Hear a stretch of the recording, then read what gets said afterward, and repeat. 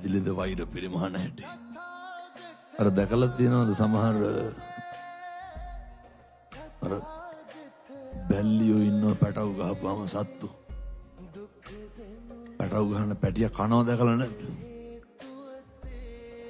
තමන් පැට ගහන පැටිය එවෙලම ඔළුව කනවා. සමහර බැලලියෝ ඉන්නව පැටව ගහපු ගමන් කනවා පින්නතුනේ. දැකලා තියෙනවද පැටියට කිරි දෙන්න නැතුව යනවා? දැකලා ඇති මං හිතන්නේ. සමහර සත්තු ඉන්නව අනුන්ගේ පැටවුන්ටත් කිරි දෙනවා දැකලා නැද්ද? පැහැදිලිද වෛර පිරිමහන හැටි. වෛර පිරිමහන්නේ ළඟින් ඉපදිලා.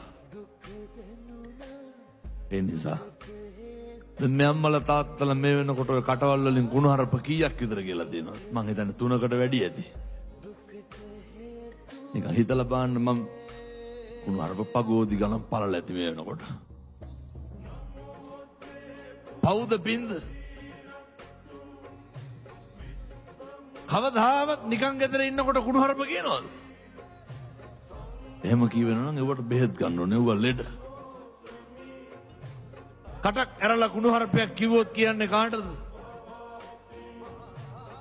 කාට හරි නෙමෙයිද කියන්නේ? බලන්න. මොකටද පින්නතුනේ? ජීවිතේ කටක් කරලා කුණුහරුපයක් කිව්වනම් කිව්වේ කාටද? අපිටද අනුන්ට? අපි අපිට කුණුහරුපෙන් බැන ගන්නවද? බනින්නේ අනුන්ට. පව් පිරෙන්නේ කාටද? මොකටද පින්නතුනේ අනුන්ට කුණුහරුපෙන් බැනලා පව් පුරව ගන්න? පැහැදිලිද මං කියන එක? එහෙනම් හෙට ඉඳන් කාටවත් කුණුහරුපෙන් බයින්න එපා. පිරිහෙන්නේ අපේ ආධ්‍යාත්මය. රටපහක මිනිස්සු කුණුහරුපෙන් බැනුම් අහන්න අපි පව් පුරව ගන්න. හෙට ඉඳන් කිසි කෙනෙකුට තෝ කියලාවත් කියන්න එපා. ඔය ගෙවල් වල දවසට කී පාරක් විතර තාතෝ කියලා කතා කරනවද?